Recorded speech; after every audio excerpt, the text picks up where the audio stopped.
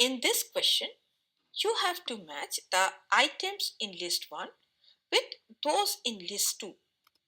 Now, exophthalmic goiter is a condition which is caused by the hypersecretion of thyroid hormone, and it is characterized by symptoms such as protruding eyeballs, which is known as exophthalmos, and the swelling of the neck, which is goiter.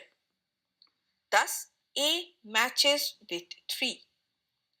Now, acromegaly is a disorder that is caused by excessive secretion of the growth hormone in the adults, leading to abnormal growth of bones and tissues, particularly in face, hand, and feet.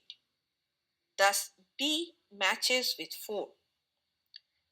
Cushing syndrome is a condition that is caused by excessive secretion of cortisol, which is the hormone of the adrenal cortex, and it is characterized by symptoms like a moon face due to fat accumulation.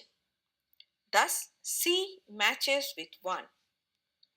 And cretinism is a condition that is caused by hyposecretion of thyroid hormones in children, leading to stunted physical and mental growth. Thus, D matches with 2. Hence, the correct answer is option B.